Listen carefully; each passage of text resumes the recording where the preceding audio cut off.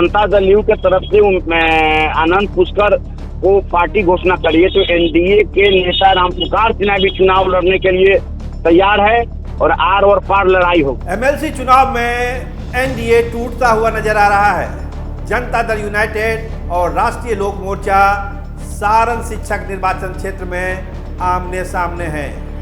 रामपुकार सिन्हा और इंजीनियर आनंद पुष्कर क्या आपस में ही टकरा जाएंगे या कोई समझौता होगा? क्योंकि दोनों की तैयारी है और रामपुकार सिन्हा तो कह ही रहे हैं कि वो पिछले 2 साल से तैयारी में हैं। चुनाव तो वो हर हाल में लड़ेंगे ही लड़ेंगे।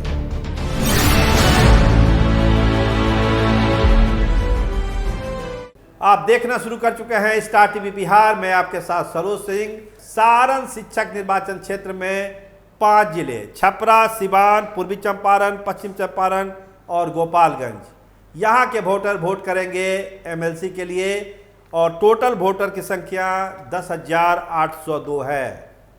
पिछला चुनाव 2003 में उपचुनाव हुआ था, जीते थे अफाक अहमद, पीके समर्थित उम्मीदवार थे। तो प्रशांत किशोर का तो दावा यहाँ पर सबसे मजबूत है और प्रशांत किशोर ने आज सवेरे सवेरे कहा भी दिया कि जो 8 सीटों पर एमएलसी का चुनाव हो रहा है उसमें उनके प्रत्याशी उस मैदान पर उतरेंगे।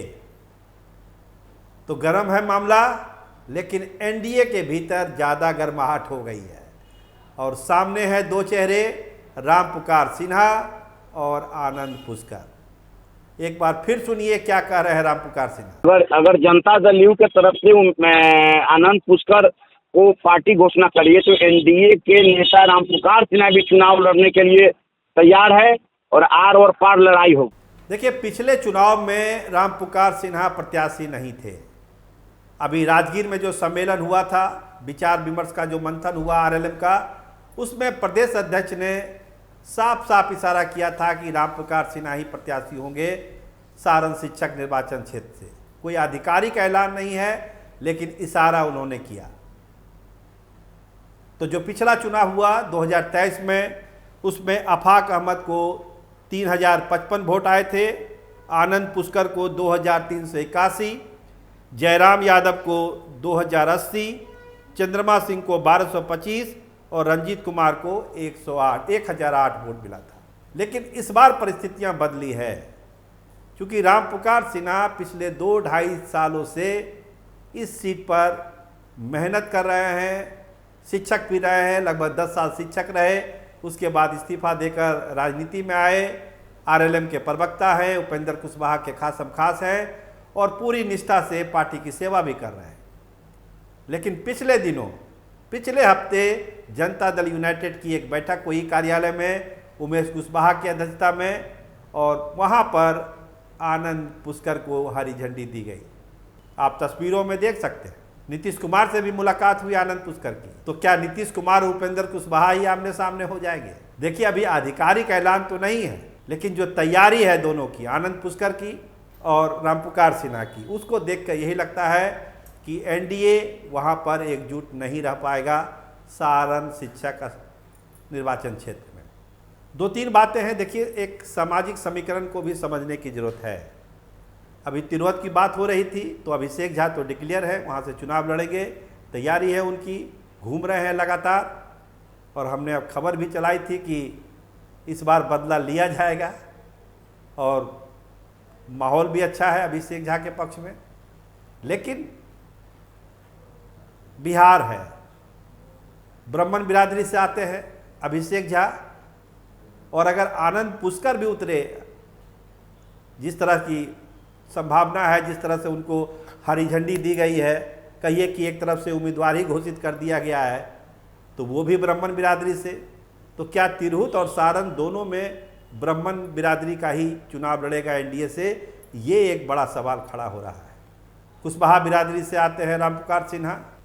कई बातचीत में उन्होंने कहा भी कि भाई इस बार तो मेरा दावा सबसे मजबूत है, हम मेहनत कर रहे हैं, शिक्षक लोग उनको पसंद कर रहे हैं और एनडीए को ये सीट हम जीत के देने जा रहे हैं। लेकिन बीच में आ गया आनंद पुष्कर वाला ये ट्विस्ट आया है और इस ट्विस्ट के बाद जो है सारण शिक्षक निर्वाचन क्षेत्र की सियासत में समझिए कि एक उबाल सा है।